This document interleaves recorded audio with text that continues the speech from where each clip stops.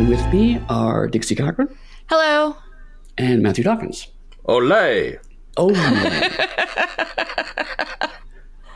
that's a good one. Oh, I haven't had that one yet, I no. don't think.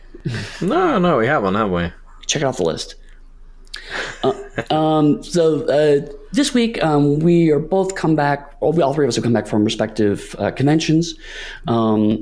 Super actually going to have one of our convention panels recorded for you. It was at Save Against Fear. Dixie and I were on a panel about world building, and Josh Heath was nice enough to record it. He's been a freelancer of ours. He's got his own podcast, which currently escapes me. I feel so bad about that all of a sudden. Wow, Eddie, way to prep for the episode. Yeah, I know. We'll put it in the show notes. Yeah, it'll be in the show notes. It's fine. But we were slightly more prepared for the panel, so that's good. Were we? Doesn't he do high level games? Yes, he does high level games. I don't know if that's the name of the podcast, though. That's why I was blanking, and I'm not sure if it was the High Level Bait Games podcast. Well, in that case, if I got it wrong, then apologies, Josh. We're all fuck-ups. Right. We'll get it all sorted out in the show notes. But at least I was slightly more prepared for the panel. I can't vouch for Dixie. But I didn't prepare for the panel at all. There we go. I just showed up and talked. As usual with these kinds of recordings, it was done through one microphone, and it was at a long table, so some audio is a bit softer than others. I did what I could to edit it to make sure that some people at the far ends of the table could be heard better. But the microphone was in front of me, so I am the loudest, which of course is normal for me. And also the Q&A section, because there were questions from the audience, we couldn't hear the questions. Also, the Q&A section was just cut off at the end. We couldn't. Which is super sad because some of them were really good questions. They were. We can talk about this a bit actually after the episode if you'd like. But for now, let's go ahead and dive right into the panel. All right, way to cut me off. All right, it's 1:04, time to commence the awkward staring. Awkward staring commenced. And completed, hopefully. Outstanding. Excellent. Hi, everybody. Welcome to the Brick by Brick panel on creative world building. My name is James Kirk, and/or the captain. I will be your panel host, proctor person. Moderator. That's it, moderator. Yeah, that's Panel good. host proctor person. That's the whole title. Are you Not gonna happen. Are we taking a test? Yes. So, also because I just really enjoy somebody yelling out proctor. I'm going to I'll just let you guys introduce yourselves. I don't need to do that. You know you better than I know you. Allegedly. Maybe. Self-awareness Yeah. So let's start on the end and just come toward me.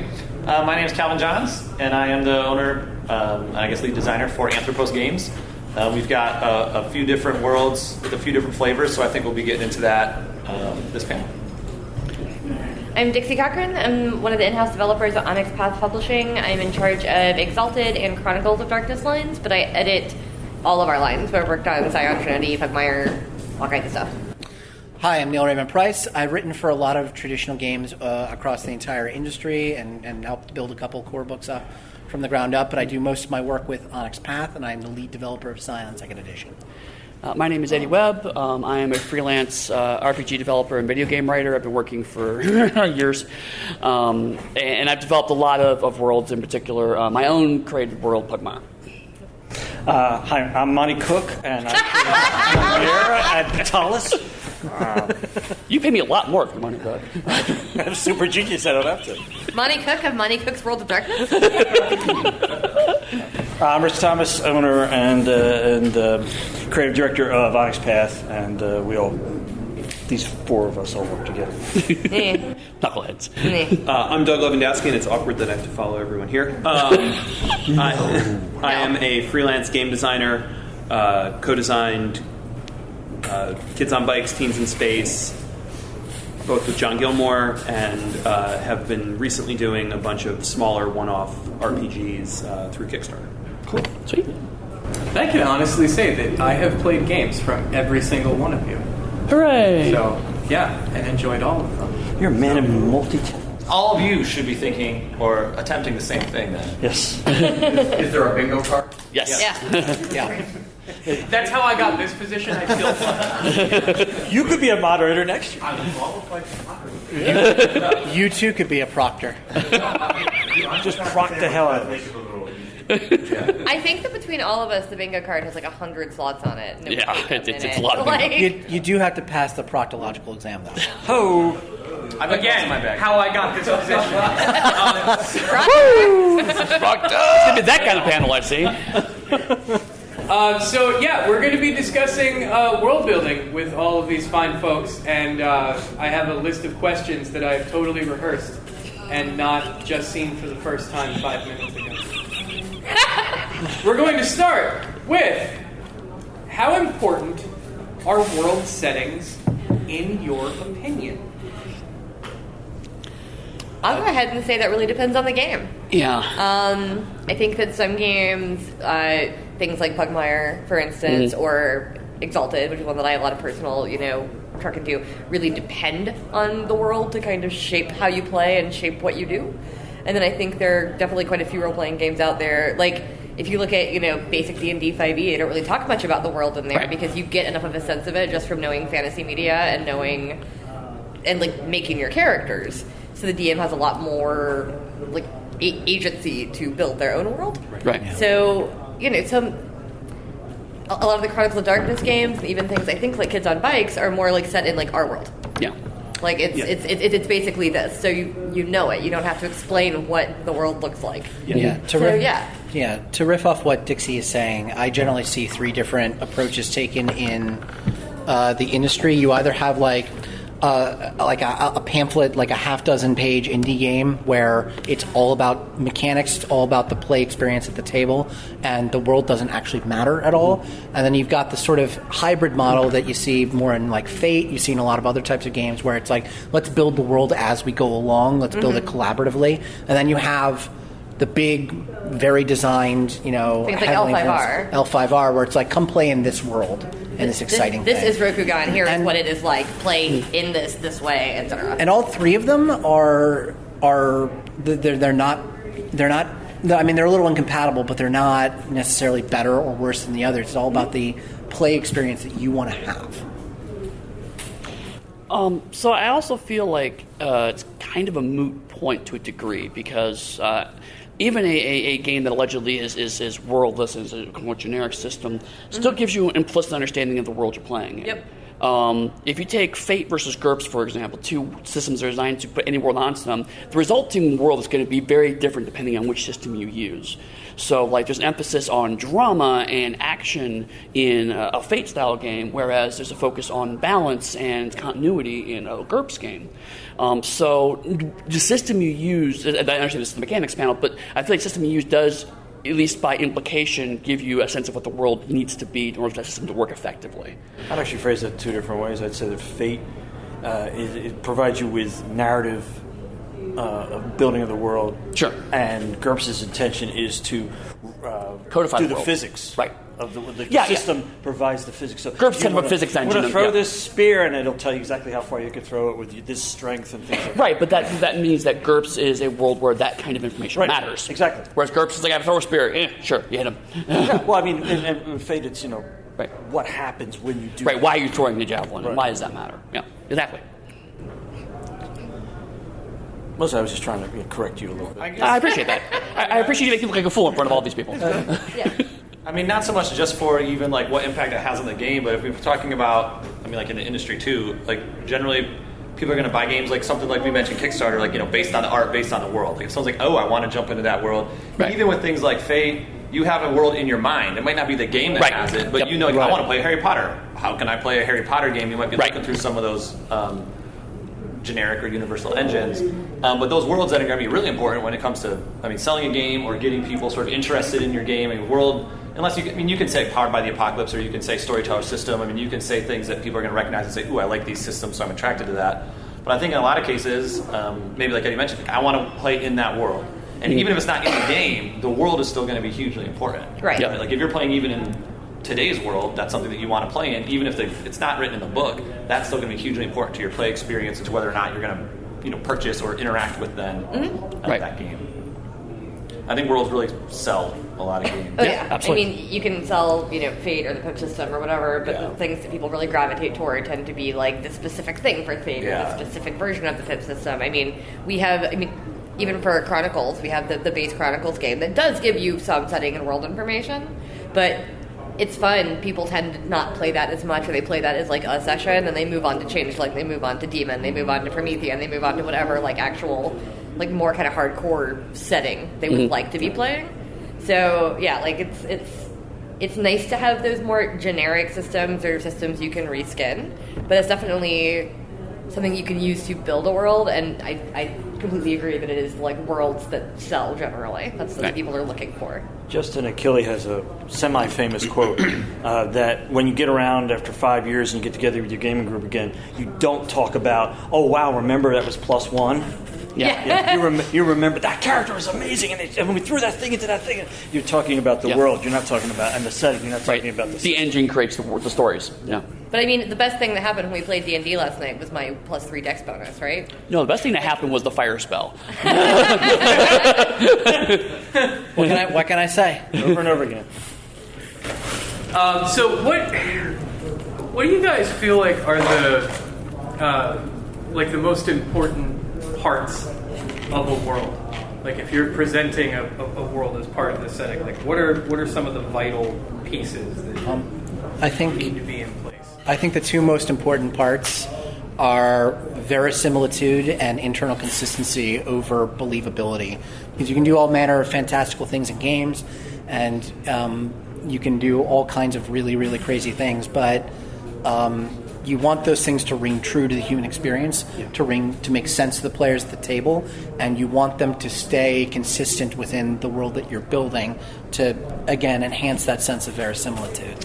One author I look to a lot when I'm thinking about fantasy games specifically is Brandon Sanderson, because he is very, very, very good at actually explaining to the reader how the magic system works, and then living within those rules for whatever the series is. Because I've read too many fantasy novels where the very end of it was something like, and then he developed a hitherto unknown power and managed to kill everything, and I'm like, this is terrible. You cheated. If I would do that. Whereas Brandon Sanderson will lay out the rules, and sometimes you might forget about a rule until book 3 when it finally comes up, and you go, he told me that in book 1. But I am no man. And I have found myself sitting there reading a climactic scene going, oh, but you can do the thing, because you told me you could do the thing 400 pages ago. And then they do the thing, and I'm like, ha! Like, you did the thing! But the verisimilitude and like having it be consistent is really important to me. Yep. So yeah, I agree with you. I just want to throw out some inspiration there. Yeah, and if you don't have that kind of internal consistency, it can get harmful. You need to develop a good skill as a world builder, as an editor as well, and being able to look over the sorts of things. I've read fantasy novels where a character talks about putting his hands in his pants as he's walking down the street, but he's got a walking staff, and then later in the same scene he like taps something with his walking staff. I'm like, well, how'd you put both hands in your pockets? Did you like tuck it under your? What did you do? Walking stick. Yeah, the stick walks, right? Yeah, walk with it. And so, again, like learning those rules and being able to build stories around those rules is effectively the same thing as building a scaffolding so you can paint a very lovely, lovely mural. You can't paint the mural if you're just kind of like standing atop there and just doing it. It's better to have that framework to work through to develop the stories you want to play. But I would also say on the opposite side of that, for me, freedom in world building is incredibly important. Yeah. For the characters, not freedom to do whatever they want, whenever they want, especially at the end, right? Like, once you've been in a world for, if you're playing a campaign and you're in it for 3 years, the rules are firmly established, right? Right. Gods are either going to show up to help you or not, right? But having that freedom at the beginning to say, we want this to be a game where there's like just a boatload of believable, to some extent, Deus Ex Machina, right? Where when we get in trouble, I know that once in a while my god is going to step in and say no, or magic is going to burst out at a particular point, as long as that's agreed to and as long as that's part of the freedom of creation. Right. Well, there you guys have it. There's only 2 approaches, order and chaos. Pick one, stick with it. You were either Dr. Fate or Clary the Witch Boy. Yeah. But you get to decide, and that's the beauty of it. A world to be successful establishes a premise, right? And then either, as we do now in gaming, the overall group decides what's going to be the derivations out of that premise and the variations on that. Or in the old days, it's each supplement would give you more stuff, and then everybody would go, "What's in the book?" So that's what we're going to do. Right. Either of those things are fine, but old World of Darkness was the setting was literally one sentence: our world but darker. Yeah. That was it. And then everything else was created as we went along, and people bought into it and went for it as much as they could. And individual tables did what they wanted, of course. Right. Well, and in the grim darkness of the far future, there's nothing but war. Yeah. Like on the front of the Warhammer 40K box, I think. I mean, granted, they have tons of lore, tons of world. Right. Yeah. But you could Exactly. pitch it. That premise gets you to it. And that's a hell of a tag. Yeah. So if you can boil down your setting conceits down to a one-liner, it'll help you also develop things, especially when you come to like really hairy questions like how much do the supernatural creatures in these worlds deal with real world atrocities, and some people have a better answer for that than others. Right. But sometimes it sounds like sometimes it's a marketing gimmick, right? It's like that's the tagline they put on the box, but actually it's incredibly helpful when you're creating the world to have that as your guiding thing. And then if you want to break off of that, you go, well, why do I want to break off of it? Why do I want to show an Eden planet in 40K? Why am I thinking about that? Maybe this doesn't work for where I want this game to go, or maybe my idea doesn't work for what this game should be. Right. And sometimes that comes like later on in the process. You would think. I mean, ideally you want to start off with that, but over time it's going to change. Like when I was developing Pugmire, I had a one-sentence design philosophy, and it was very boring, a family-friendly tabletop role-playing game involving anthropomorphic dogs. But then, like after a couple of iterations, I realized design philosophy is be a good dog. A lot of the game stems from, at some point in time, either reinforcing or subverting that particular line. So sometimes you discover that over time, but once you do, being able to crystallize that and putting it at the top of your design document or referring back to that, so that way, like you say, when you have those hairy questions, you can go, okay, is this too far afield? Is this just getting into the weeds of things, or is this actually reinforcing and establishing the world I need? And I might then even, you can even like take the question entirely differently. Like, so far we've been talking about like approaches to world building, and if we think of like what's important about the world, like what are the kinds of things you need to include in a world that are important to communicate to people or to be innovative or creative or something. I mean, I guess when I was originally just sort of like musing or thinking on these questions, it's like, what do I really think is important about the worlds I design? And for me, it would be like power structures, right? How you design those power structures, and having sort of novel experiences, what you're going to do, what kinds of power structures are your players going to be playing with in the world. And so for me, like having a game that doesn't have capitalism in it, right? That just doesn't take that for granted. Like even when people play D&D, if you're listening to a recording of any panel I've ever been on, it probably comes up in any panel. The fact that people that capitalism is implied in a late Renaissance setting just bothers the hell out of me. And the fact that people go into stores and buy things, like, hey, I'm going to go buy a sword in a store. That's not how that worked. Yeah. That's not how that worked in the 10th century. That's not how that worked in the 16th century. Yep. That's not how that worked in the 18th century. Like, no one went into a store where there's like racks of magic items on a shelf and pulled it, and then 50 more bottles rolled. And it's just that. We need 4 more potions of healing up and here. It's hard. I mean, if someone's designing it, you want to have an economy. You want to have money in your system, in your world. Okay, how does that function, right? What is money for? Right, money was only for paying taxes for thousands of years, right? What else is money for? How do people get food? Like having the idea of power structures, I think is really important for me. And then the idea of subsistence, right? How do people get food? If you just tackle that and actually put that in your world, I think it's going to have that idea of verisimilitude, right? In a way that maybe a lot of worlds just sort of leave that blank, right? They say like, what do the people wear? Yeah. Or how pretty, right? That idea of power structures and subsistence, I think, are 2 key important elements. We did a lot in Exalted.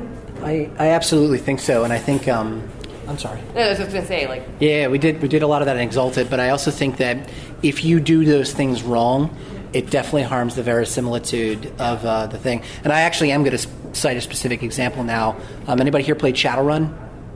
Yeah. So Shadowrun 3rd edition, you start with like a certain amount of gear, and it costs like a certain amount of new yen. But you start with like hundreds of thousands of new yen of cyberware, of weapons, of this and that. And then you go on adventures and like your reward is 5,000 new yen. It's like, how did your characters afford all this shit in the first place? How did they do all that? And then someone looked at the other prices in the book and realized you can make a lot more money jacking cars and selling them for scrap than you can ever make shadow running. Yeah. But that's just basic math, and it's like I feel like it's a metaphor for being a freelance developer. Yeah, I think so. I would make a lot more money jacking cars. Yeah, I really would. But yeah, if you had that skill set, it harms the verisimilitude if you do it wrong. Yeah, basically. But then that's the trick. That's the skill. I guess how you make your world something that feels alive. But I mean, the other side of that is that if what you're doing, if the verisimilitude is to get to a comfortable fantasy world you understand as a fantasy game world that we've seen in a million video games now as well, because they're basing them off of D&D, and you do have your magic store where you can buy stuff, and that's a trope. Right. That's the kind of game you're making. Right. Yeah. And people love that. Right. It actually bothers me a lot in video games when I'm walking around with 96,000 gold or whatever, and I'm like on adventure, and I'm like I've been playing Assassin's Creed Odyssey recently, and I've always got like hundreds of thousands of drachmae on me, and I'm like, how? I do have a ship, so at least maybe I could be going to my ship, I guess. The hold is filled with. But why am I carrying 96,000 drachmae all the time? Like, should I just be trading the treasures I find for stuff instead? Wouldn't that make more sense? There was a Skyrim mod, a full conversion mod called Enderall that's done by a German company, and it's fabulous. It has its own internal world and everything.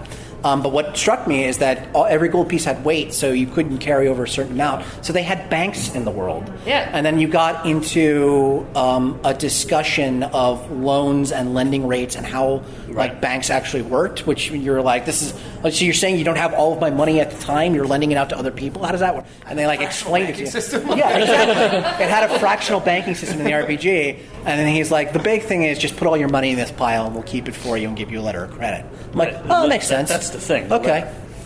Right. Yeah. And so you had a bank in this world, and you could actually earn interest on your gold pieces if you didn't want to adventure. This panel, by the way, is now about bitching about economics and gaming. Yeah. We've changed the panel. Now wait a minute. Skyrim's giving me a 0.2% interest, but if I put it over in Final Fantasy, I get 10%. and you can make, and it's important to look at these stories and look at these types of things as not restrictions, but as ways of generating other stories themselves. One of my favorite little video games in the last couple of years was a game called Reciteer, an item shop's tale, where you play someone who's inherited a magic item shop, and you have a lot of loans to pay off, and so you actually have to stock the inventory with magic potions so the adventurers coming in can actually do it and plan out your months in advance. And I was like, I know I'm effectively running a fantasy business, but this is really fun. It also does really go back to the consistency, though, because if you look at Pugmire, for instance, there's not really an economy in Pugmire. No. It's right. Plastic is the thing that's worth stuff. You start out with a few, some, or many. Yep. That's all you ever really have to talk about it with. We do it a little bit more in Pirates. There's a little bit more of a system, but it's still not this costs 7 plastic. It never comes up. Right. It goes back to the thing is this is not a capitalist society. It's you're well-stocked adventurers, so you go off and do well-stocked adventure things. You don't penny pinch anymore. Yeah. You have the backing of some kind of organization, so it's just not a factor. So I cut that mechanic out, and people were freaked out about it the first time. They're like, how can I play D&D without money? It's like, you totally can. Yeah. They didn't, you just pulled out one of the basis of how they understood the games to work. And it's the number one question I still get is how do I run this with money? It's like, you don't. Dogs don't care about money. But that's great and innovative. And I mean, for me, just having some conceits in the game designs and stuff, and having some real world goals or something. That idea of getting people to game outside that is then a great. You're giving them experience they wouldn't get otherwise. Yep. You're actually going to then imagine and role play and live in a world where that system doesn't exist. Yep. Oh, if only we could get more people imagining what a world would look like where that system doesn't. Wouldn't that be great? Just don't worry about money anymore. That'd be awesome. So get 8 hours sleep a day. I didn't realize that you had done that. That's really exciting. I think that probably leads into the next question I was about to ask, which I just realized I think I'm probably going to run some kind of Gone in 60 Seconds in Shadowrun. Thanks for that. Shadowrun, the game of carjacking. It's more lucrative and far safer. Family run. Too fast, too furious, too jacked. All for the corporation. So, favorite aspects of world building, you guys create your own worlds. Like, what are the parts of it that you really get excited about? Like, and some of the stuff maybe is a little more rote, but then you get to like, oh man, I get to create the deities now, you know, or like whatever it is that you're creating in your worlds. Like, what's your favorite aspect of My favorite part is when you get to brainstorm without thinking about the consequences yet. Oh yeah. Like that, like very first stage that everybody loves, where you're just kind of like, what if we did this and this and this and this? Right. This would be really cool, and we could have this, and these could do this thing, and then somebody inevitably has to, you know, No, we can't do that. take you and like you're like floating in the air and just pull you back down and go, okay, like it's too much, the mechanics don't support it. Like, but it would be cool. I mean, I enjoy that too. I also think that I also personally enjoy, once I do have some restrictions, trying to push those as hard as I can. Yeah. With Pugmire, I'm going to go back to Slug because that was the one I kind of really, start to finish, I worked on. But I decided early on I wanted to have a small rule book. I wanted to cram 3 books of D&D 5e into a 256-page book. That was tough. But it got really exciting because, okay, what can I pull out? It's like trying to strip down a card to its bare essentials so you can jack it later. So it's kind of like playing Shadowrun, right? Right, yeah, exactly. Okay. I Shadowrun the hell out of D&D 5. Return the system right around.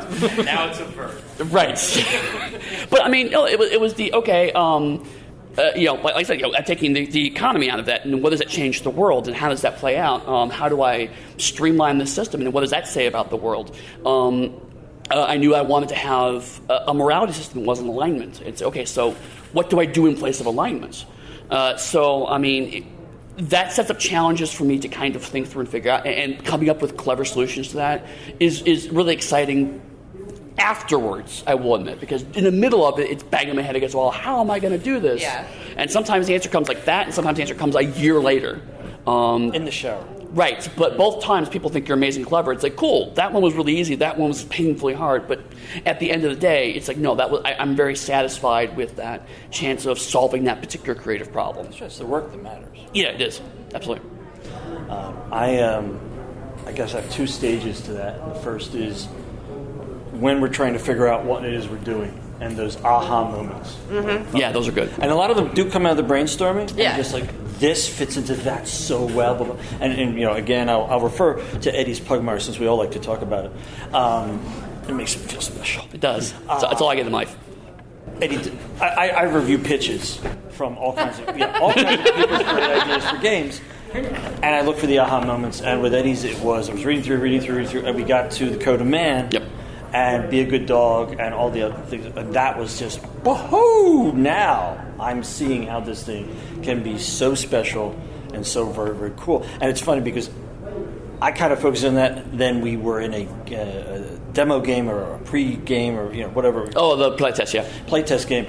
And the players all focused on that line. Be a good dog, yeah. Like there's 5 or 6 things in the code, but be a good dog, and they were all using it in different ways. And the shepherd, the healer would go, when she healed, would go, be a good dog. You are now a good dog. And healing would occur.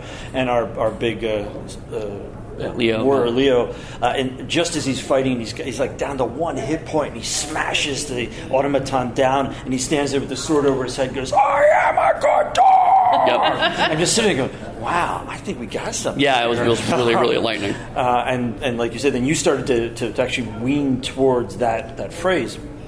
And then the second thing is adding to the verisimilitude on a visual level. Because that's my background. Right. Yep. So adding things to what everybody's coming up with for the world.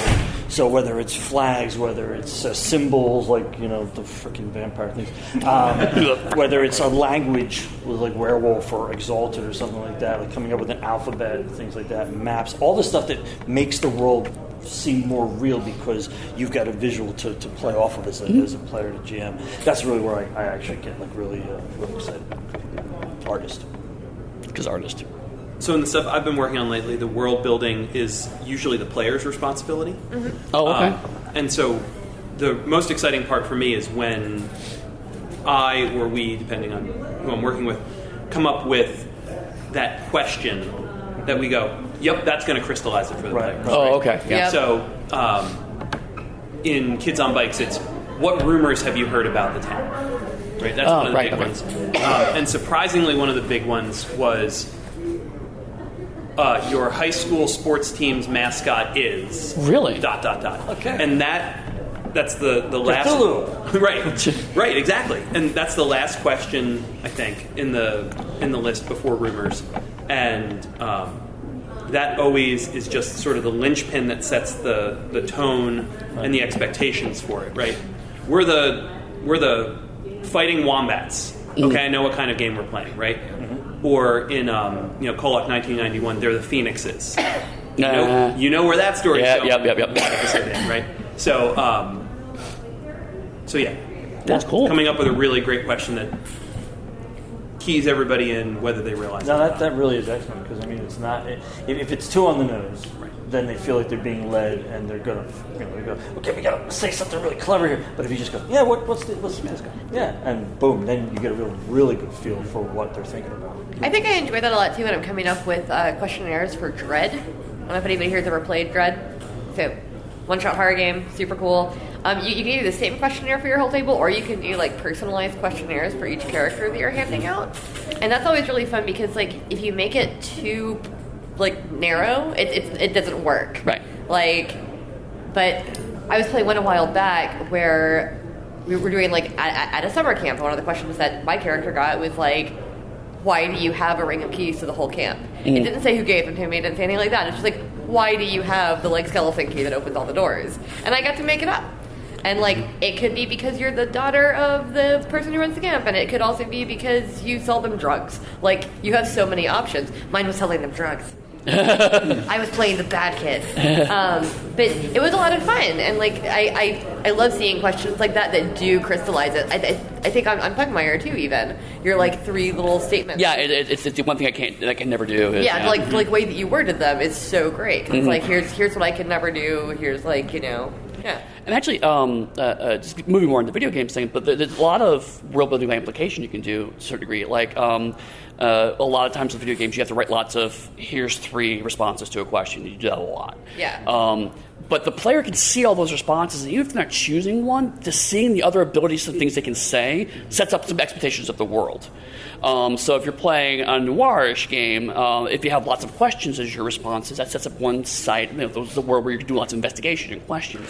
Whereas if you're making lots of declarative statements about your morality, that sets up a very different kind of game. And so even though the player is choosing one particular path and going on one particular path, by seeing the other things that are available, by even having things that are grayed out, it's like going, you can't even ask this yet because you don't have the right class or the right stat or whatever. It still tells you a bit about the world. So you can also, not only with questions, but also with answers, set up what world building is like. And sometimes that gets really clever. It's like, by saying things this way, by twisting this word choice or phrasing it around, it can set up a really cool expectation. Yeah, and I guess again to take it to I guess the diegetic level of the world or something too. I'm always looking for the ways to just like subvert sort of our basic like a Western northern global northern sort of understanding of things. And I just think one of the examples that's kind of I think relates to some things that folks have been saying. I was working with a guy to help me develop the world for our game Early Dark years ago now, and we got to this point where we were talking about different sort of like tribal structures, how things can be arranged, and having sort of like animal, affiliations and things like that, right? Not totems, but having animal affiliations for different tribal groups. And he was like, yeah. And then if like this, wolf meets this wolf, they know that they're kindred. And I was like, well, no, obviously not. Like if this one's a wolf, so now there's like an authenticity crisis, but which one's the real wolf? Right. And he's like, no, they would totally agree with each other. They'd be friends. Yeah. And I'm like, no. And he was thinking this very sort of like top-down ontological, structure of like, oh yeah, they're both related wolves, so they get along. I'm like, that's not how real world works, man. Yeah. And so so I'm like this and excellent. Every time we disagreed, I knew to go with whatever he didn't say. Sort of, it was a really good experience. But it'd be like, well, here now I can sneak in a little anthropological fact about humanity that might challenge people's notions of verisimilitude, right? Because that's not true. But hopefully, I can make that world lush enough in other ways where they can start role playing that and realize, oh my gosh, I guess that is true. Like if 2 of these tribes met, both believing to be like the single descendant of such and such. Now they have to duke it out, right? There isn't that sort of magical affinity, like I know I'm good, you know you're good, let's be good together. Right. And having those kinds of little things, I guess, for my favorite aspects, are finding little things like that. And like in Early Dark, the whole thing was just like not having capitalism. Let's throw that in there. Not having. And another thing that he and I argued about: if someone found a bunch of coins, I'm like, well, that would suck. They couldn't spend them. And he's like, yes, they could. They would go to a store and spend them. And I'm like, that's not how it works. So why does that peasant have a sack full of gold? He would just get arrested. And he was like, well, they couldn't do that. That's just private property. I'm like, they didn't have a notion of private property. So we're really pushing. I mean, you can see it. I mean, all of the game design are very just like pushing for these sort of to get people to think of human cultures in different ways. And Early Dark was, it comes across just some like really like, maybe like Conan-esque, like Robert E. Howard sort of low fantasy game, but the whole thing is just tucked in all these little conceits of other ways to be, and other ways that other cultures have been. And so I guess my like the aspects. I mean, again, we were talking sort of like design wise, and then like in world wise. It's that like sneaking in those moments where you can really get people imagining different kinds of worlds, right? And break those tropes. And sometimes they don't notice it. Sometimes they do. Sometimes it might be hard when they're like, this doesn't make any sense. But hopefully it. And you mentioned like alignments, doing the same things with alignments. Yep. Like there's no such thing as good, right? So right. And how do you make alignment systems that feel real? How do people attach themselves to values? I guess those would be. Yeah, and especially if you do it in a way that the players end up finishing the word. It's like it's one thing if you say this is how it is, but another thing is like going, okay, here's the setup. Where do you go with it? The players go, oh, I see. This is an allegory for this, and blah blah, and so they feel clever for finishing that thought. Well, yeah, because like Pugmire says, be a good dog. It doesn't say what that means. Yeah, it's like be a good dog, but what is a good dog? Like, let me ask you a question that through the original ad campaign, they're all using a variation of that line. Yep. But like Jack's like, we're all good dogs, aren't we? Like, yeah. And then I forget which one Jack. I'm not a bad dog. Not a bad dog. Right. Therefore. And then like the next game we have to play with that because it became good dogs and excellent cats, and now good as a qualifier quality as opposed to a morality statement. Yeah. Well, yeah, because you want to be the best cat. Right, best cat. Very different. Yep. Yeah. And I mean, again, I guess I'll go back to that food just to try to, keep these questions. I know you've only got 4 more. The idea of I think food gets really often overlooked in food, yeah, in a lot of settings, right? Again, they just assume like everyone has like porridge and gruel or something, but showing even like pulling in fruits, pulling in different kinds of birds, pulling in and then how they get it. Like, did you see a farm? I love the line in Demolition Man. When he's eating that burger, like underground, it's like Sylvester Stallone and like Dennis Leary or something. Oh yeah, where his meat come from? Do you see any cows anywhere? Yeah.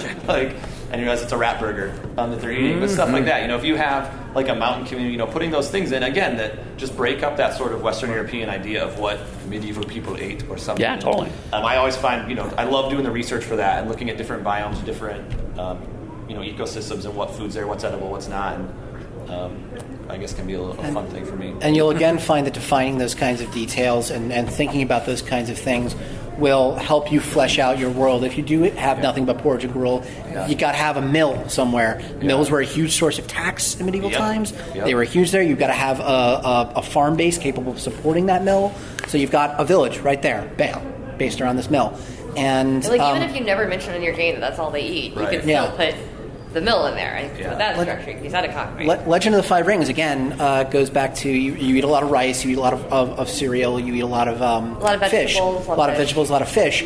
But I remember one of my favorite little setting details is that if you go up to the Dragon Clan live in the mountains. You can't grow anything there; they're mountains. And if they feed you something, they feed you mountain tuna. And there's a conspicuous lack of goats around there. It's mountain tuna. It's not. I would never eat red meat. Mountain tuna, delicious. So are the mountain oysters as well. Yeah. Right, yes. Rokugan mountain oyster. Roku mountain oyster. Enjoy. Roku mountain oysters. That's brutal. It's totally seafood. I think I'm editing an L5R thing soon. John Denver song in there. Now I want to break up my decks again. So this is like a bit of a tangent because we're tangent people. But that's one of the things that's interesting about my job is that a lot of what I do is editing. Often I'm not the one building the world. I'm the one kind of refining the very last little bits of it. And devil's in the details. Yep. One thing I do every time that I edit anything for Pugmire is I Control F for the word hand. Yep. Because we use the word hand when it comes to will you hand me that? Although we try to just say, will you give me that? Right. We try to not use it at all. But weapons are two-pawed, they're not two-handed. Yep. There was one time in a story where someone said that someone's hair stood on end, and I was something was hair raising. I was like, is it fur raising? Is it fur raising? Yeah. Some dogs have hair, I guess. That's Certain species. Which was my question. Yeah. I was like, do we keep hair raising? Do we keep fur raising? I don't know. And then rats that dyed their fur white. I was like, you don't dye things. You bleach white, them. You bleach them. And I have changed that in so many stories because people will be like, oh, it's their dyed white fur, and I'm like, bleached. Yep. If it's white, it's bleached. Yep. Any other color, we can use dye. And so having those little things and having someone, whether it's a calculator like myself, who can go through and look at it and kind of pick it apart a little and go, hey, you said on page 25 that it was this way, and then I'm here on page 133 and you're saying this thing. But because you wrote those 8 months apart, you didn't think about forgotten. those, yeah. So, having someone at least read for continuity and little stuff is really helpful when it comes to world building. Absolutely. So what would you say, when you're creating a world, what motivates the creation of that world? What drives you to want to make a sandbox for people to play in?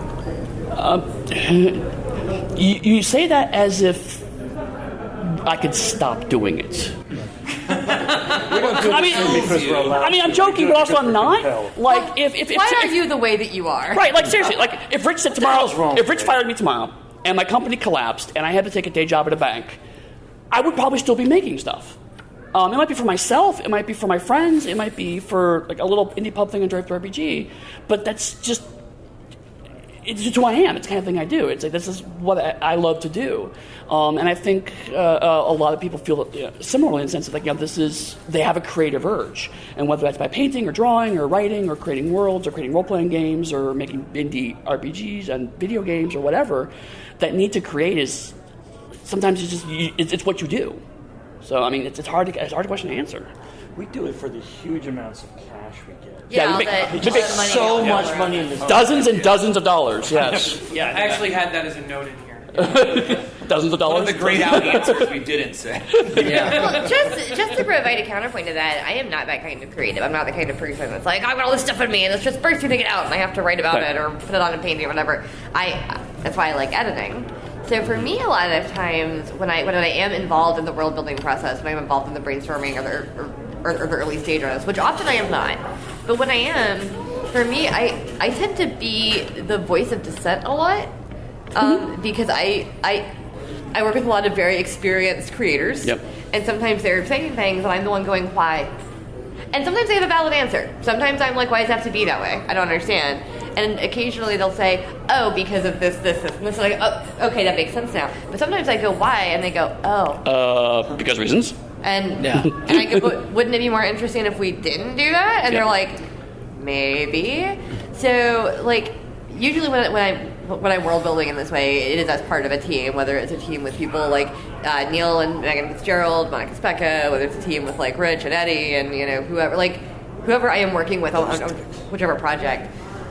I think it is nice, kind of like you were saying with your person you're working with, having that person to go no, you don't actually need that, or why do you need that? Please defend that to me, because I think over designing and having too many ideas can be a real problem. Yeah, absolutely. Games, really complex games can be super fun, and some people love really, really crunchy games with a zillion rules.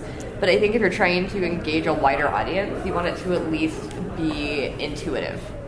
It doesn't have to be easy, but you want it to make sense to people. So having someone who can go is that mechanic necessary? Or is that thing necessary? Or is that bit of the world necessary? Because I don't see any story hooks out of it, whatever, is really nice. So essentially, I let all the creatives, spew their creative everywhere, and then I show up and I go, we can do this, we can do this, we can do this, we can do this. It's like, what about that? We'll clean that up. We'll clean that up after the panel, too.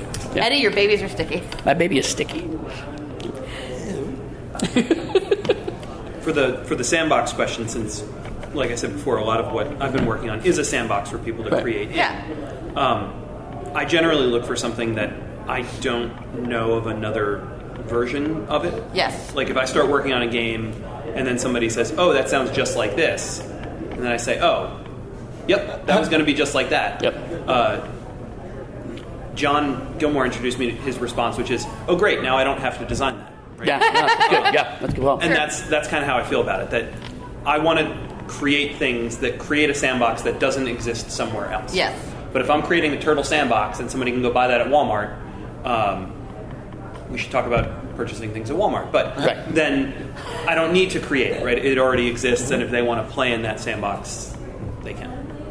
And sometimes it's like someone asks a question, well, it's like this, and you can say no, but, and then that does open up to new avenues. Right. It's like it's not quite like that, and I do feel like there's space for this different take on that same concept. Well, yeah. Every time some other animal D&D project comes out, someone always comes to Eddy and goes, "Eddy, they're ripping you off. They stole my." And it's like Eddy didn't invent anthropomorphic animals, and he didn't invent D&D. Yes, like, Aesop owes me a lot of money. Right. I've been hearing about that guy. I hate that guy so much. But, like, people can put this together in interesting and different ways. Pugmire is really cool and it has a lot of value. Redwall is also cool and has a lot of value. Mouse Guard is really cool and has a lot of value. Like, there are lots of awesome anthropomorphic animal things out there. And every time there's a new Kickstarter, Eddy's usually like, cool, congrats. Yeah, go for it. Well, and for instance, I mean, we have, like, Anthropos games. We're developing a small animal game, and the whole thing is that they're not anthropomorphic. Well, yeah. They're animals. Yeah, and we were talking about the other day, and it was like, that sounds like a really cool game. Yeah, you know? right? Yeah. It's the idea, I mean, there's so many things that, like, make it new, right? I guess Yeah, totally. College creative writing courses, I said, make it new, make it new. Yeah. Whatever it is, make it new, right? And if that means plus Cthulhu, I mean, you do that. That means, like, my same. Every game plus plus Cthulhu. It's not a turtle, it's a seashell. It's not a turtle, it's a camel, or whatever you're going to do with that sandbox. You're running a diner. Yeah, you can plus make Cthulhu. things. You can make things new. You're not going to make a new thing, but you can make things new. Yep. Right. So the idea that everything's been done before, but you can do it in a different way. You're not going to make, like, if you're a band that says you have no influences, you're just stupid. Yeah. Wrong. Because it means you've been influenced passively and you don't recognize it. Right. If you're a band that says I've got 3 or 4 influences, I want to be just like the late Monkees, but with a little bit of interpol sensibility. Then I know you're not a hack because you know where your influences are and you know what you're making new. You're being and you can embrace them and lead into them rather than just abstractly going, oh, I'm not quite sure what I'm influenced by. Yeah. I mean, and then you sound like the Foo Fighters. Right.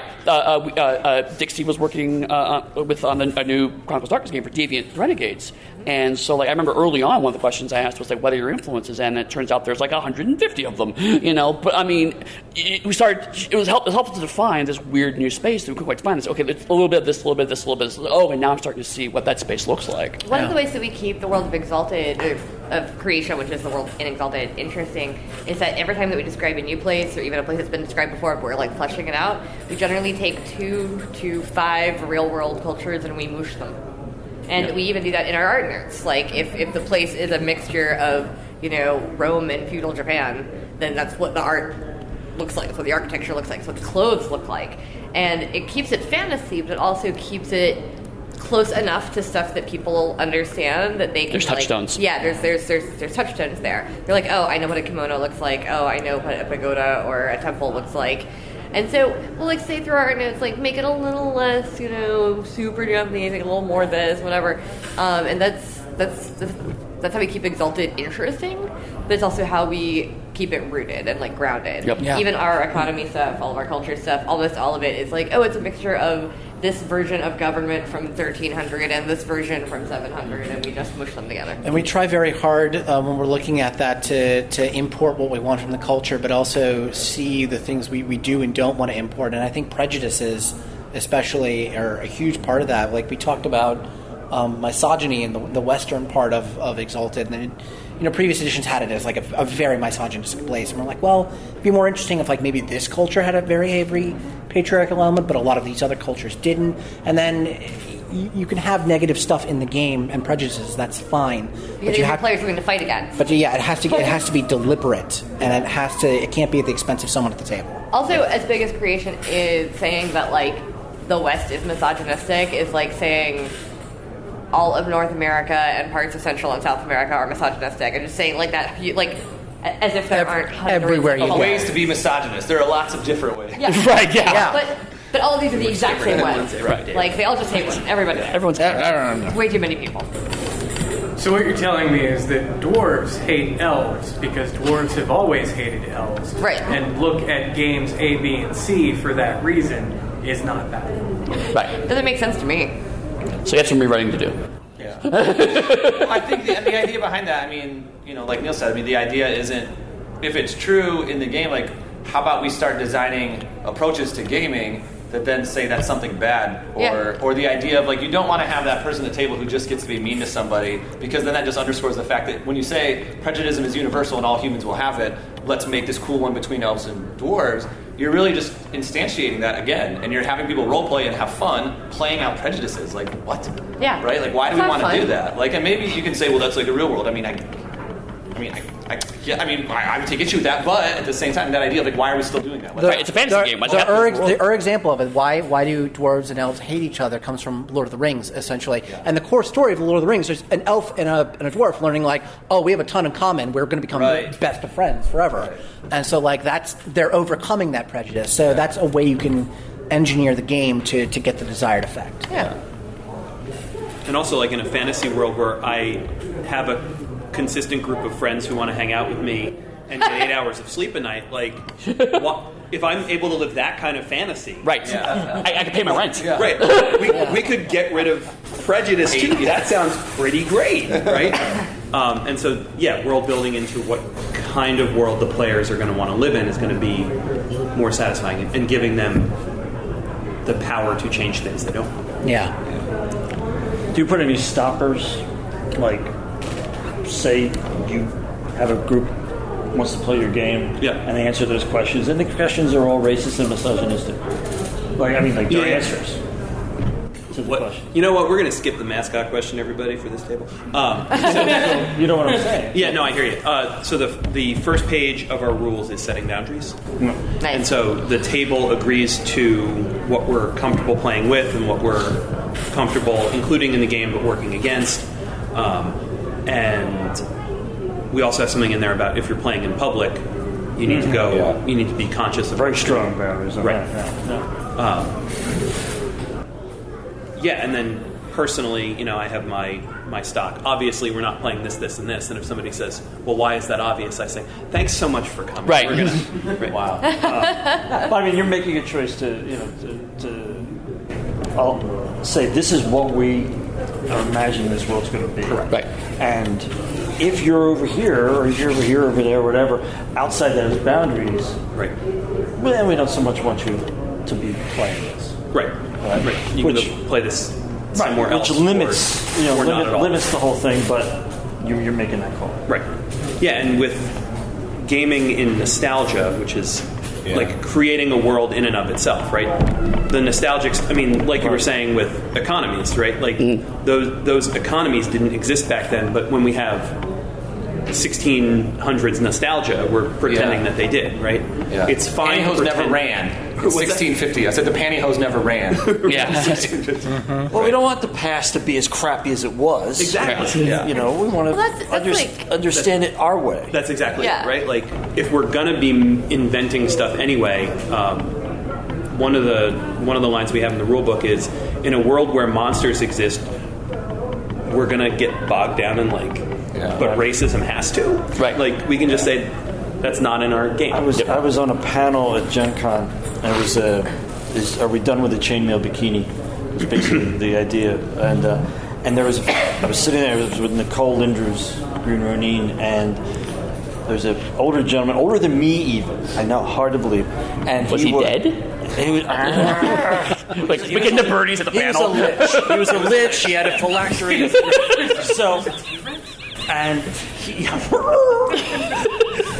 And he was questioning the idea that there would be no difference in the strength qualifier bonuses for men and women, because obviously women are weaker than men on average.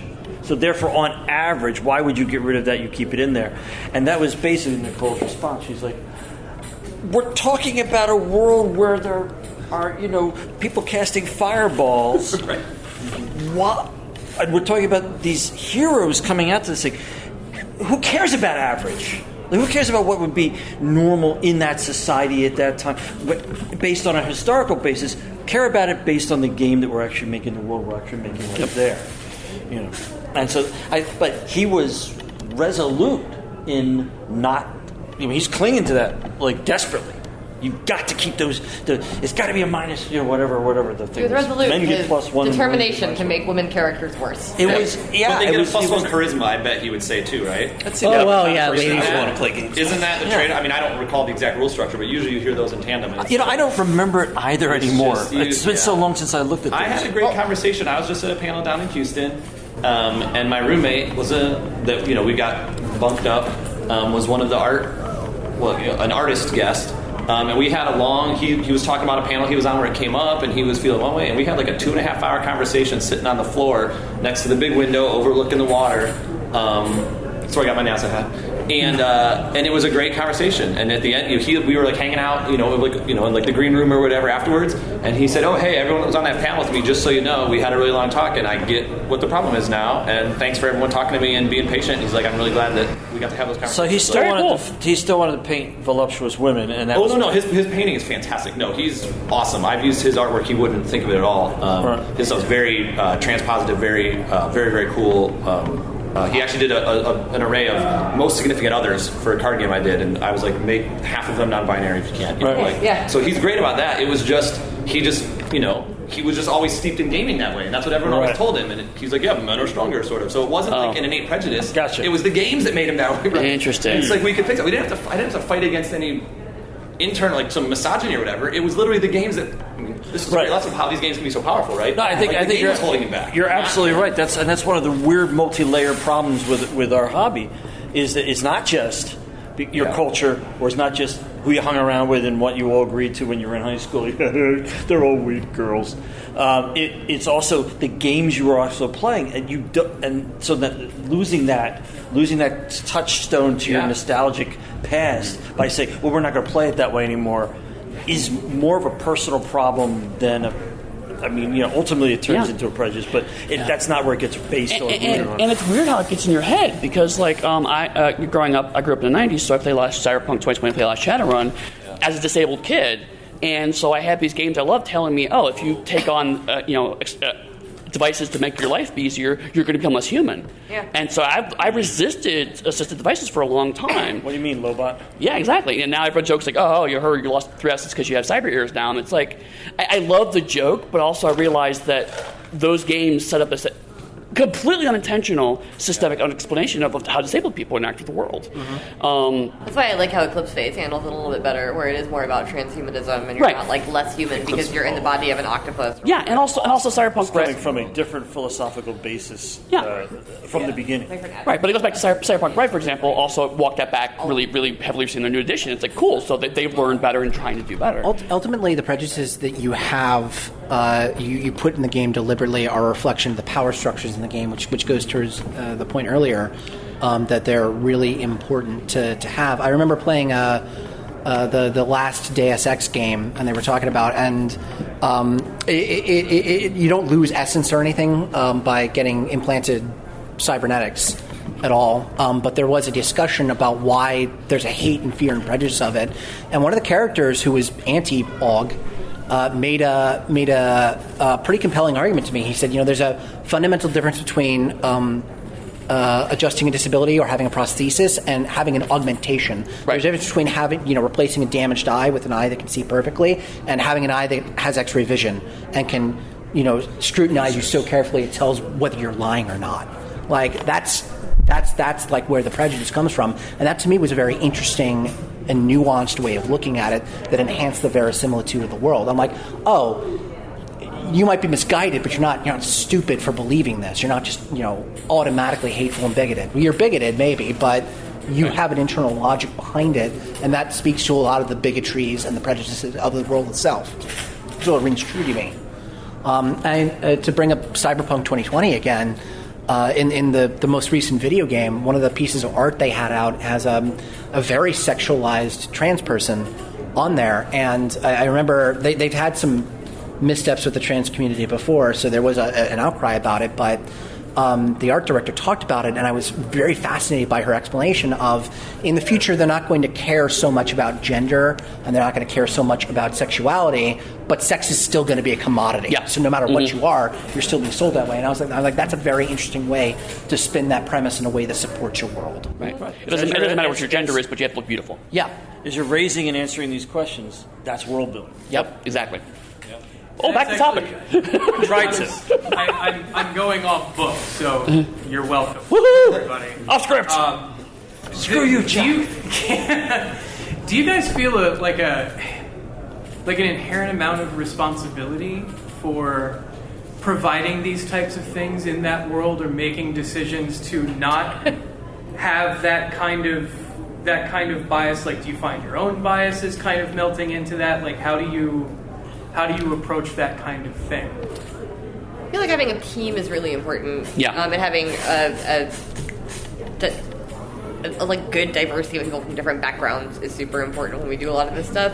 Whether it's a team of beta readers, because some people still write their own stuff, and that's great, but still, having some friends who are all maybe have different perspectives to glance over it for you. Yep. Because I think that if you have an internalized bias that especially if you have one that you're unaware of, it's going to creep in there.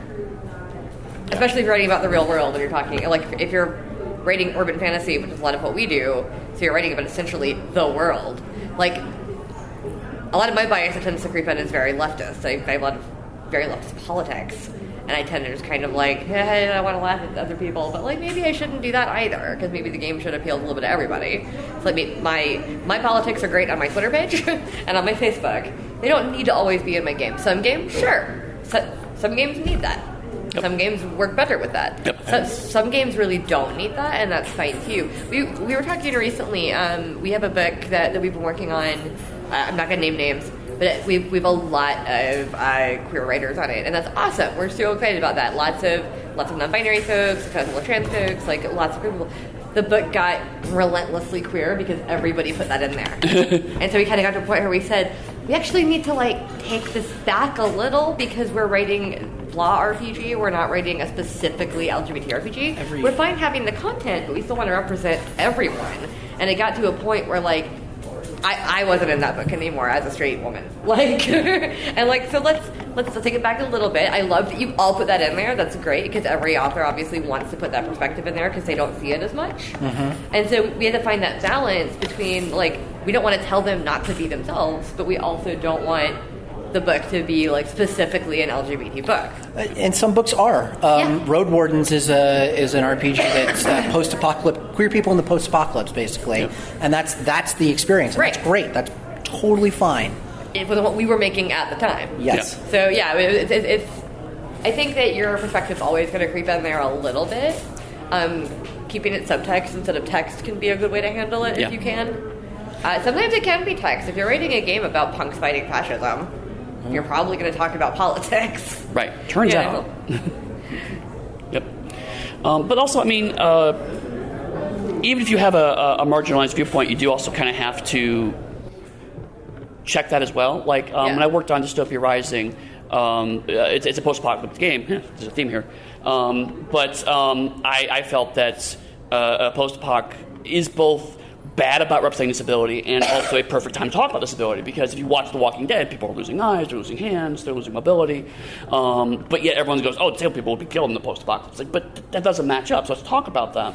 So I got wheelchair just dies. Right, but since my disability is about sensory disability, it's I don't know anything about mobility disability, so I had to get people on that had mobility disabilities on there, because that's going to be a big piece of this, and make sure that even though it's a equivalent viewpoint to mine, it's not the same viewpoint as mine. So making sure that I had people who were in line with the same ideals but had a distinctly different viewpoint was very important to me to make sure that happened.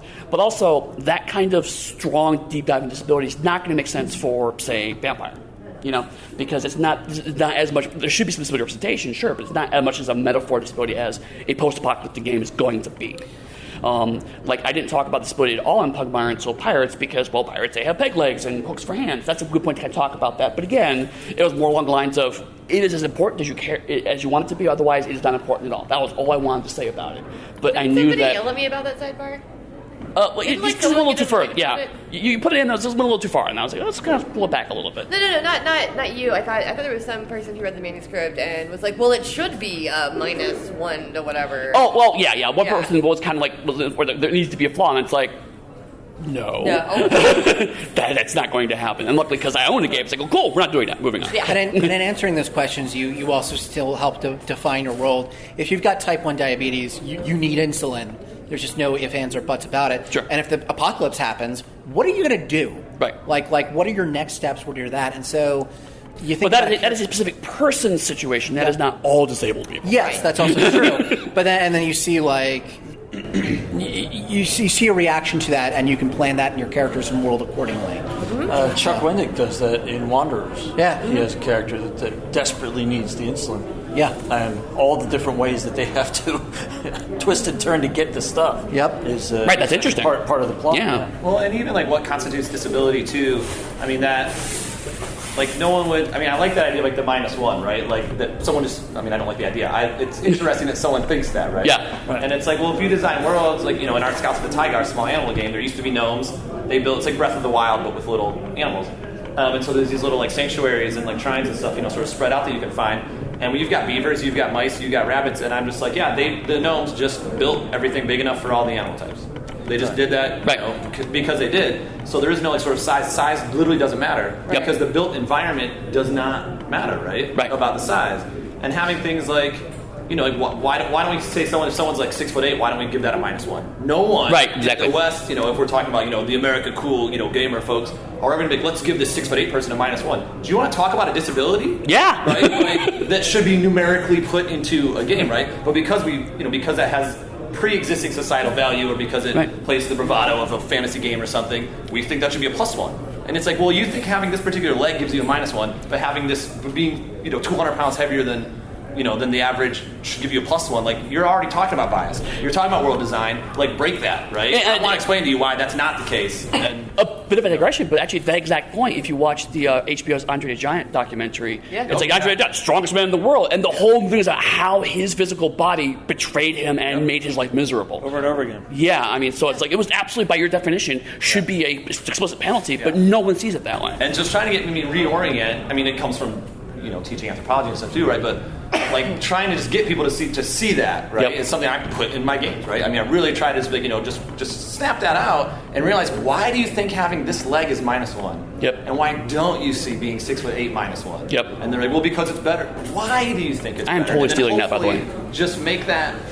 Just get it in place where they see, societal values pre-exist. We built physical spaces because of our value systems, and that's why I'm thinking that if we're going to make a new world, let's not do that. That's literally the same tactic that I use when I want to get somebody to explain an offensive joke to me, or like statement. They'll say something really offensive. I'm like, why is that funny?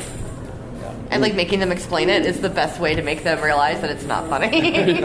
I can confirm being 200 pounds heavier than the average is not an advantage at all. Right. Yeah. But you got +1 constitution or strength or something, right?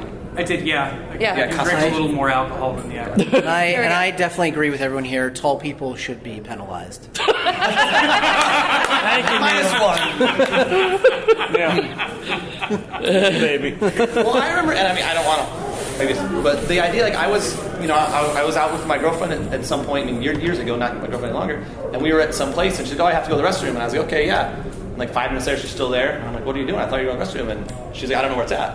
And I was like, it's over there, right? And she's like, I didn't know that, and I'm 6'1", so I can see the sign. Over she's the 5'2", and so I like, so I just like got down and looked around, and like all you see are dudes' chests, right? It's a sea of humanity. And it's like, oh my gosh, like how just as a thing of world, like you literally can't see the exits at any given moment. Like, and I was just like, wow, right? And having those little realizations, I mean, hopefully you should have those every month of your life. You should have those, right? I mean, everyone should be constantly pushing and breaking and reforming themselves, and hopefully, I mean, I feel stupid that it took me till I was like 28 or something to have that experience. I get hit in the face with backpacks at every convention I go to. Yeah. Because people walk around Gen Con with their big ass backpacks, and they walk and they turn without thinking, and they smack people my height in the face. I'm also armpit height at concerts and conventions. If you ever see me at a crowded con, I'm probably wearing 6-inch platforms. It's not because they're comfortable. It's because I like being 5'7". Yeah. Right. But it goes back to your original question, is that because we're making interactive media where people can play on these roles, I do think it is important for us to think about these things, because if they play these roles and come away with a wrong understanding of what it's like to be that kind of person, we have failed. Yeah. Yeah. So I think that we need to do our best to try to make sure that they're getting these experiences as authentically as possible within the framework of the game they're trying to play. I mean, some games, like fantasy games like Zen, it's like, I'm playing a character with dark skin in the fantasy world where racism doesn't matter, then okay, I'm not going to get that authentic experience. But we've established that's why that is. But if you're playing Harlem Unbound... Right, Harlem Unbound is... Which is the only book I've ever seen that in the opening chapter says everyone in this book is a person of color unless otherwise specified. Racism is a thing. It's like you are fighting against the mythos, right. You're also fighting against racism, and you're dealing with racism, because sometimes you can't fight against it. Sometimes that cop's just going to put you in jail because he's white and you're black. And it's part of what Chris Baby wanted to let people understand. Right. Yep. Like when they played this game, they wanted people to feel both of the horrors. The horror of being a black person in, the early 1900s in New York, and also the horror of fighting the mythos. Yep. And it's kind of a toss-up in that game as to which one is actually worse, because one is your everyday life all the time. Yep. And the other one is a thing you dealt with maybe once. Right. Yep. I think one of the things that people, game designers, but also players say a lot is, but I just want to play my game and have fun, which, or I want to make this game so people can have fun. If you want to make your game so people can have fun, that's a really nice thing to do for people. Yeah. Bear in mind all these questions that you're hearing here, there will be people who come to your game who cannot have fun with it if you haven't thought about these questions. Yep. If you haven't put yourself outside of your space and thought about what is it to sit down at the table as an African American man or a woman or whatever, just to say, I'm not in that space. But I have to ask these questions because I want people to have fun, and that's really that's a lot of what I look at with our games, which are a lot of times are more kitchen sink. And have a broader range. So when you have a broader range of potential interests coming into your game, how do you make sure that people are actually coming and going to have fun with this for reals? Yep. And not because, sure, Drow are dark skinned, so they're not a racist sort of thing like that. But I could tell you for a fact that I've heard more of my friends who are of color talk about their concerns about that. Yep. Why are they evil? Yeah. Right. As a race, then that's somebody I can identify with. Okay, Dritz, everybody kind of I want to use the two swords, but that was across the board. That was if you go to do a magic system and your first thought is white magic good, black magic bad, maybe unpack that. Yeah. Or if you have good and evil in your system. Right. Right. Well, yeah. Multiple relativism is a thing. Yeah. If you choose to have that kind of thing, maybe unpack which things go on which parts of the spectrum and why. Yeah. Or why is an entire race or people or whatever? How can entire peoples be evil? Because that's just not how the world works. No, it's not how the world works. It can be how your world works, right? If you're aware of. And explicitly addressing that. Not just say, of course they're evil because they're evil. Or even worse, and you can tell they're evil because they have dark skin. But it's one thing to say, they're evil because of dark skin. Another thing to say, this group of people were simply possessed by demons, and that's why they all act in a certain very specific way, and the other peoples of the world find that to be evil from their perspective. Right. That's giving the same point, but in a much clearer, more inclusive way. Yeah. And I was on a panel, we were talking about that too, and it was what if someone casts a delusion spell on an whatever. I don't know D&D, all that, an evil thing, so now it doesn't think it's evil anymore. Can you cast your, dispel evil against, and they were getting the layers of it. And I was like, how you can just get rid of that? And they were going on, I was like, you can get rid of that by not having dumb good and evil rules in your game. And you don't need to have different stuff. Once you go down that road, D&D's not going to be with you on that trip. Yeah. Right. Well, yeah. And so then they kicked me out of the room, and screw the man. Just walking back and forth and outside with your protest sign. People talk about one of my favorite examples from The Lord of the Rings is right in the beginning of the Two Towers when the Uruk-hai and the orcs have the halflings, and the orcs are like, hey, let's eat them. And the Uruk-hai no, we can't. We've got to take it back to Master. And then so they end up killing the orc. And he looks like meat's back on the menu, boys. And then all these fanboys are on the internet oh my god, orcs have menus. They're evil brutes. What a stupid thing to say. It's actually, if you read the books, they wear waistcoats. And they have a society. They use dishes. Right. The orcs aren't evil monsters. D&D taught you that. Right. That's something that they took from Tolkien and moved. In Tolkien, the orcs are a culture. They're a really bad Right. He based them off of our rivals in World War I and II, but. Right. But I mean, that whole idea, like, they still had a culture. Like, it wasn't like in the movies where they're sitting around in armor, just hanging out on the floor in Mordor. I mean, they did have to interact.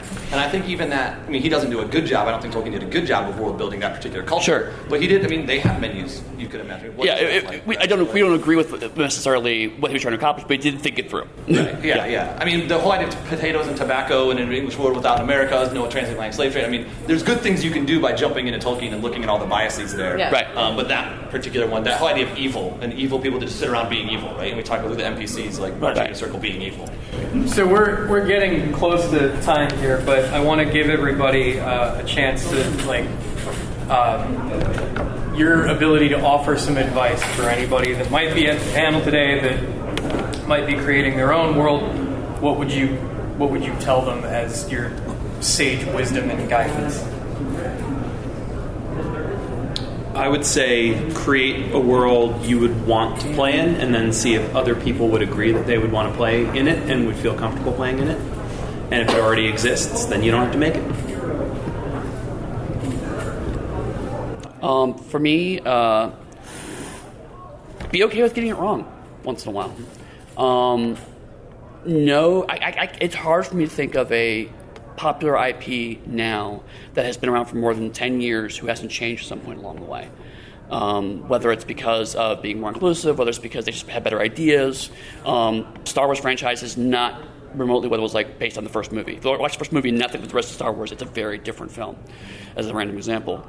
So be willing to go, okay, that was a good decision I made 5 years ago, but I'm a different designer now, and I can do new things now in that same space. Once again, just internal consistency and verisimilitude are probably the two most important elements to me. And on the topic of having diverse voices, listening to a lot of people, you may listen to someone's experience and be like, that is not the type of thing I want to have in my game. That's not the viewpoint we're going after. And that's sometimes okay, but when you put things into your game, you should put them in with intentionality rather than because they're the default.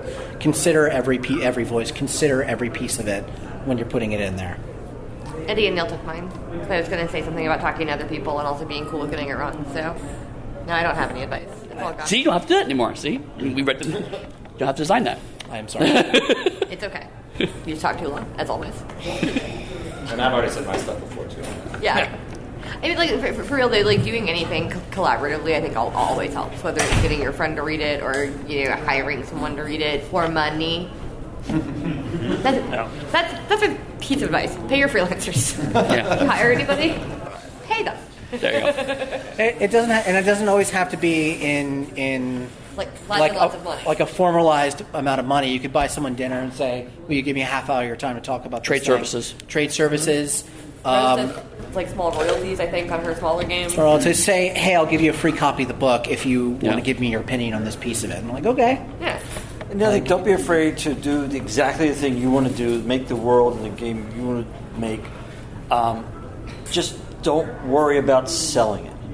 Make it because you really, really enjoy it, and this is the thing you've always wanted to do. Have that artistic expression. It doesn't, if you're concerned about how do I get this out into the marketplace, there's crowdsourcing, there's Kickstarter maybe that you can kind of try that or at least get a touch of that. But it doesn't have to be about you making a world because you now want to be a game designer who makes their living being a game designer. Not everybody has to do that. Not everybody can do that. Yep. Sometimes it's going to take you 25 years to come up with eventually your thing that's out there. This is your thing. During those 25 years, you're not going to survive if you don't have something else to do. So that's cool. That's absolutely fine. Some of the things we have inside of us are really just for us and a select group of friends that can share that kind of background or whatever. Yeah. And enjoy it. And if you do print it, you'll then have to pay for an air-conditioned storage unit every month after that. So books require air conditioning unless you're in the desert. Just as a tip. Unless you only go electronic with PDFs and print on demand at DriveThruRPG. Right. .com. Well, I think we're going to call it. That's time. We'll be around, so do you want to chat later? Thank you, everybody up here, for your time this afternoon and sitting down and talking with everybody. Thank you guys for coming. And enjoy the rest of the con. Yeah, feel free to come up and talk to us during the con. Many worlds, one Pathcast.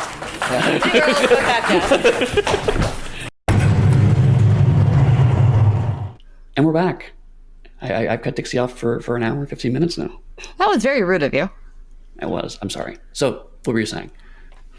I was saying some of the questions were really good. That was really all that I had, but then you were like, we'll talk about it more, and I don't know what to talk about. The questions were really good, weren't they? No, we did have a couple. There was about, I'd say 6 or 7 people in the audience. We did get some really good questions. We had more than 7 people. There were like 10 people. To be fair, I did not count. It just seemed like it was an intimate group, is what I'm saying. It was like, I actually kind of like sometimes the intimate panels because, like you said, we do sometimes get good questions, good back and forth. Yeah, totally. And we did have one person ask about what to do when someone at the table is not quite in line with what you're putting down in terms of inclusiveness at the table. So I just had some good discussion about that. I mean, I'll say it on the podcast. I don't care. Sure. Someone had a question where they were running a streaming session and they wanted to include non-binary people in their NPC universe, as it were. And they thought one of their players, who, for what it's worth, like, I talked to the woman who was doing this. She said, like, they're mostly decent person. This is like a weird blind spot of theirs. She thinks they can learn, which is a different thing than someone who is just staunchly like, that doesn't exist and they're wrong and you can't help them. But like, I talked to her a little bit about maybe places to go to get like non-binary folks to explain in their own words what it meant for them, various writings on gender, things like that. But in the panel, my very first response when she asked that was, get better friends so like they can die mad about it. Like, I don't know what to say. Because I've had that situation before where someone's like, I can't deal with gay people in my games. And I'm like, bye. Like, they exist. I'm not sure what you'd like me to do about that. If that's a big problem for you, then we probably shouldn't be playing together. I'm not going to, segue my game into queer erotica all of a sudden. That's not going to happen because I don't segue anything into any kind of erotica. But like, I might say that someone and their, same-sex partner are there. Like, that's not a problem. It's just the way life is. So like, I'm not sure what to say. Sometimes people ask questions like that. Because I want to be helpful and give advice, but also I just want to be like, get better friends. So. Well, Matt, that's something that I think you and I have talked about privately, about the sense that sometimes the best way for a community to thrive is to just cut off some of the dead ends, as it were.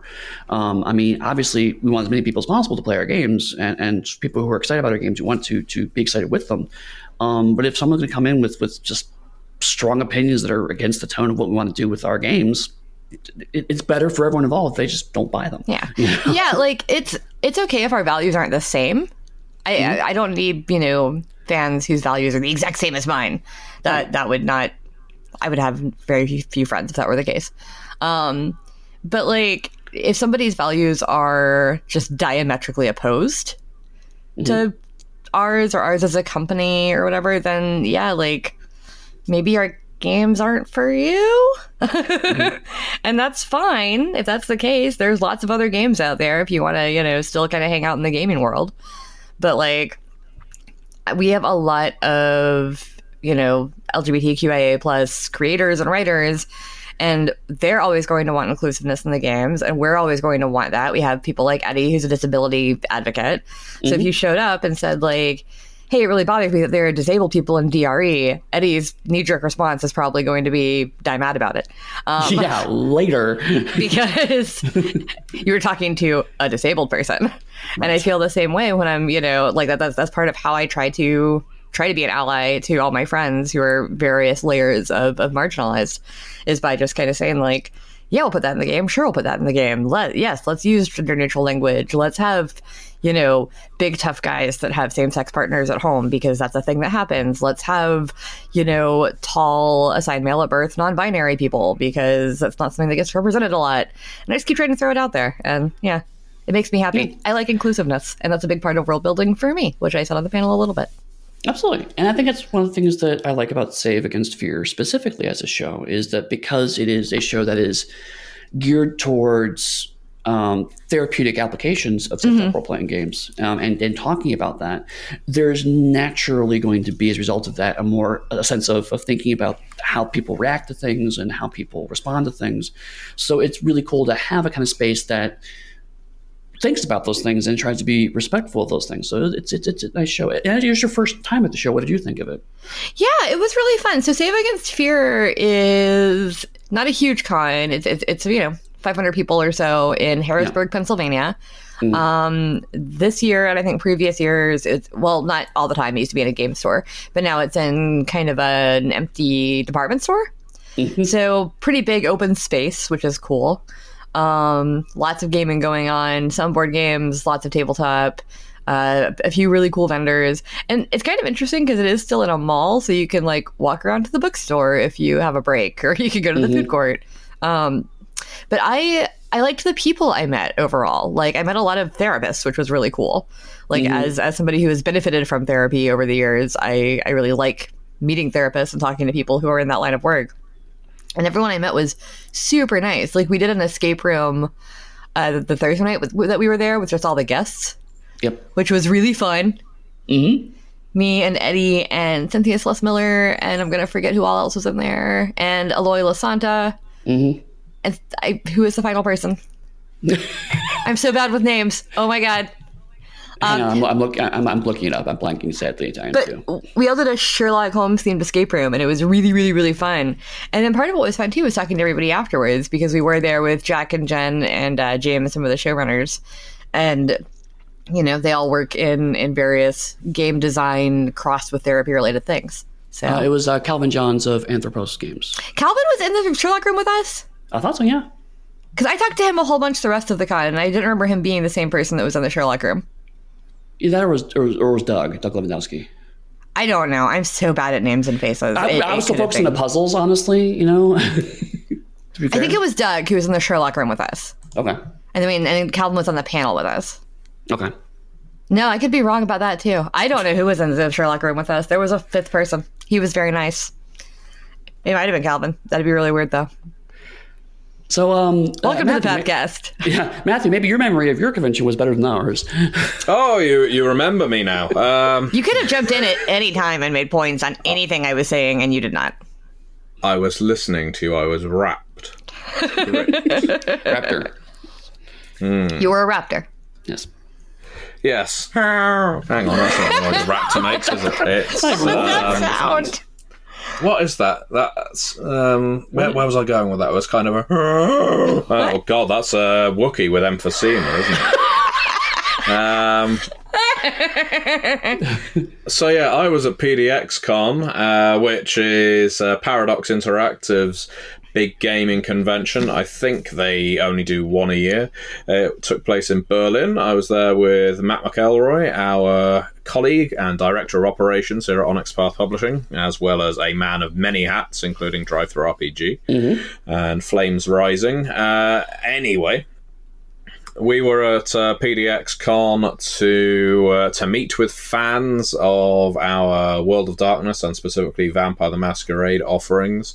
We had some wonderful meetings with people from Paradox, with other licensees, including Epic Games, Modifius, and yeah, we got to just meet a hell of a lot of people. We were going to be running games, and in a way, it's good that Modifius were running games because we didn't really get an opportunity.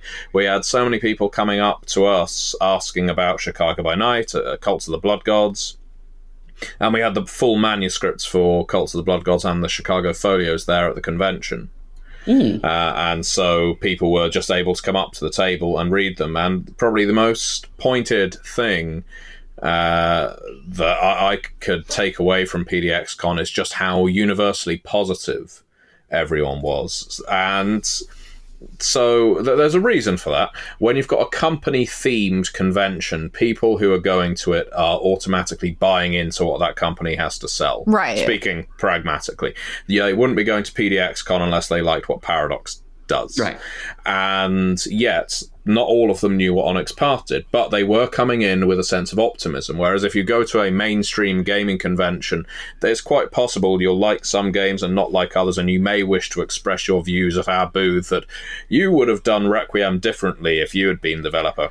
Oh, yes. To which I have to say to you, thank you for your opinion, with a big smile on my face. Now, yes. Anyway, but we had none of that at PDXCon. It was just people who were either already familiar with what we were doing and loved it, or people who didn't know who we were and were just really eager to know.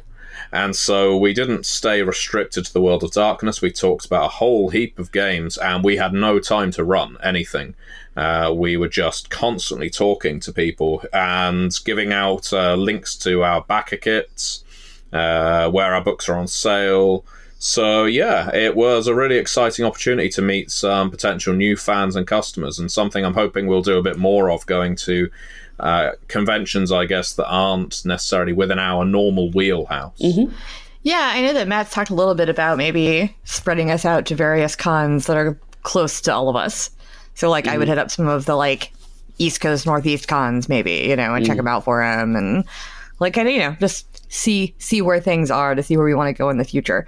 But yeah, I find that with Paradox Interactive, like, most people that are fans of one of their games, at least most of my friends that are fans of one of their games, are fans of all of their games. Yeah. Like, most of my friends who like Crusader Kings also like Stellaris and Battletech. Yeah. So yeah, it must be cool to be in such like a positive environment where that kind of thing's going on. I think Save Against Fear was pretty positive too, only because it wasn't company based at all. Like, there wasn't an Onyx Path booth. There was just us there, you know? It was just me, Eddy, and Rich. And I had no pressure to run Onyx Path games if I didn't want to. Like, you know, I had on the schedule to run an Onyx Path game and then 2 other games, one of which I worked on, one of which I didn't. And that's fine. You can do that. And I actually got to play, you ran a game of Parsley for me and like 11 other people. I did. I ran Parsley, and it was super fun. I love Parsley. If anybody out there doesn't know what parsley is, it's not spelled like the herb. It's spelled like parse, like Parsely. A lot of people have heard of Action Castle and not Parsley. Action Castle is one of the Parsley games in which the person running the game plays the role of the computer or parser, and everybody else collectively who's playing, it can be one person, it can be 100 people, they play the role of the user, the you know, player of the computer game. And so they'll give commands like, go north, and I'll tell them what happens when they go north. Or they'll say things like, you know, pick up house, and I'll say, you can't do that. Right. Be really sarcastic. So yeah, that's super fun. I ran Action Castle 1, 2, and 3 for a group of people, and it was really, really fun. And then that kept getting pulled out for the rest of the weekend too, because it's just a book. You just read out of it, so it's really easy to you know, run. Yeah, absolutely. Kind of at any moment. I've run it in the car for my boyfriend. So like when we were driving somewhere for an hour, I was like, I'll run Parsley in the car. Yeah, all right. So yeah. Absolutely. Super fun. So it's nice to hear that we all had pretty positive experiences at our collective conventions. Yeah, definitely. We didn't talk about Rich's D&D game though. Oh, no, I feel like we should. I feel like people will like to hear about that. What? So Rich invited a bunch of people, mostly the convention organizers, and then me and Eddy and Neall Price to play D&D with him. And so Rich has this D&D world, I guess he's been mucking about with since like the 70s, he said. Mm-hmm. So it's got your typical peoples, it's got elves and humans and, you know, halflings and stuff. And then it's also got duck people. Yes. Which I have to say, I was very tempted to play one, having been obsessed recently with Horrible Goose Game. I know it's untitled Goose Game, but I like being a horrible goose. And then there were like manticoras and fraints. What was yours, Eddy? Fraint, yeah. Phraint, yeah. Which are, you know, insect people. Insect people. So after a little bit of waiting, we all got to play, and he secretly, he didn't tell us he was doing this. He ran an adventure that was first published in White Wolf magazine number 15, I think. Mm-hmm. That he had illustrated and stuff, and it was just really, really cool. And wrote and illustrated. Mm-hmm. And then which was really, really fun. We had 2 people playing ducks, and they were hilarious. They had a great dynamic. Oh yeah. Eddy and I played a halfling and Frank friend, who were a lot of fun to play around with. And then, like, afterward, though, Ridge drew a picture of our party fighting a dragon, which was really cool, too. Yeah. But it was just really cool to actually get to play, like, D&D with, Rich and Eddy and Neall and stuff, people that I never get to actually play games with. Mm-hmm. And then I also got to play a Pirates of Pugmire game at Eddy's table. Yep. You get to play the... And that was really fun, too, because... Once again, never really get to play with my coworkers. It doesn't happen that often. We talked about it on the Pathcast before. That's something that you've not been able to do. And to be fair, you're right. It's something we generally don't get a chance to do because usually we're so focused on the demos and getting new people at the table and whatnot. So it is fun to be able to reconnect and play with our friends. I mean, much like Matthew and I had played a couple games at Dragon Meet. And that was really a lot of fun too. So, I mean, a couple of years ago. But it's nice to enjoy the things that we work on, even if it's not exactly the same games. Well, yeah, it also makes you, I think, appreciate what you do more. Like when you get to interact with it in the way that people usually interact with the end product. Mm-hmm. Because, I don't get to do that very often. And it's nice to, like, I wrote on Pirates of Pugmire, so it's nice to sit down and play through a Pirates of Pugmire adventure and be like, oh, this is what people are actually going to get out of it, Absolutely. Well, yeah, we played Prince's Gambit with the Onyx Path crew, of course, at the UK Games Expo, and that was great fun being able to do that. And Rich got to play the sneaky but rather obviously Sabat La Sombra. So obviously Sabat. Obviously, well, but then that was very smart of him, wasn't it? Because he kind of threw himself out there as the obvious target, allowing the other Sabat to just hide in plain sight. Yep.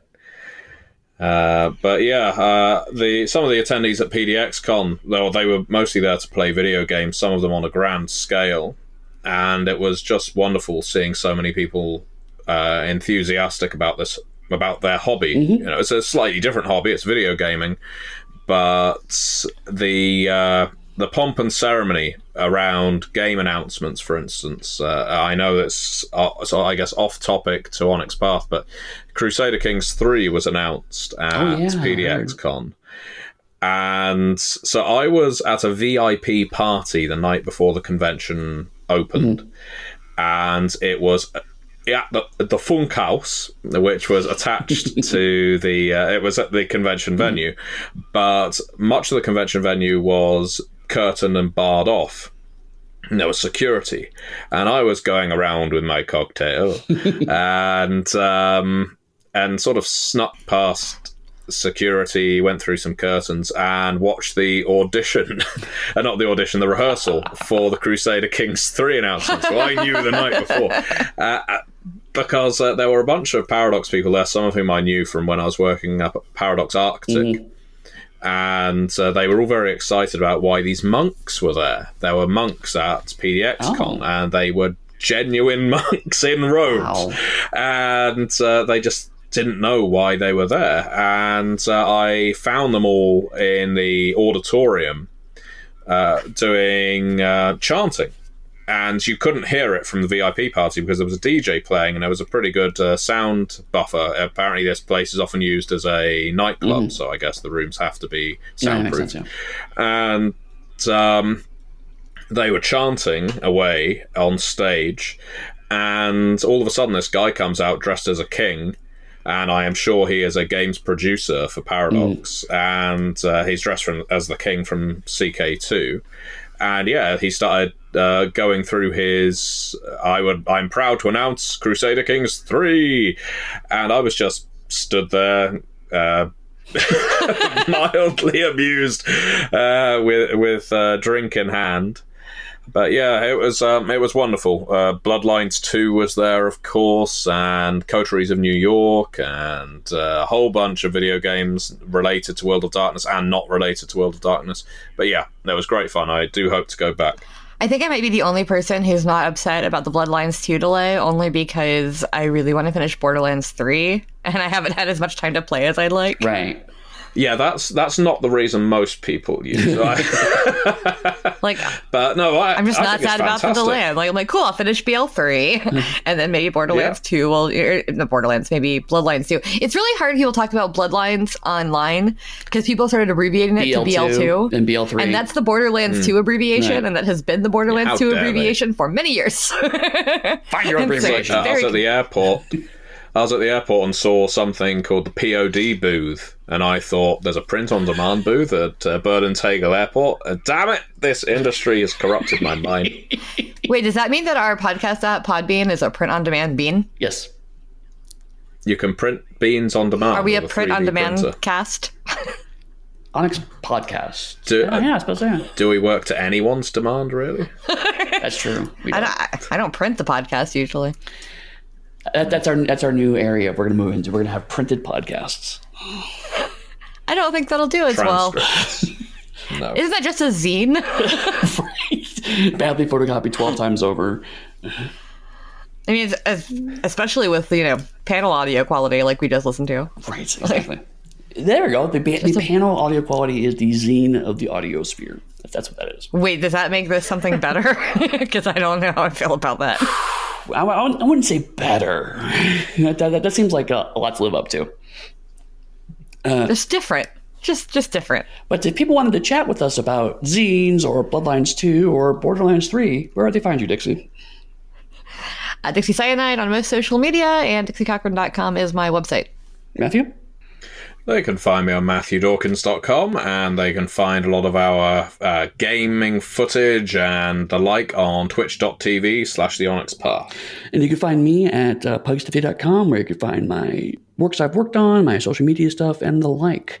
You also find us collectively at theonyxpath.com. We have a Discord, we have a Twitch, as Matthew pointed out. You find us on Twitter. We're usually pretty happy to chat on Twitter. Or you can leave a comment on the blog for this episode. So we're always happy to hear from you. But as always, many worlds,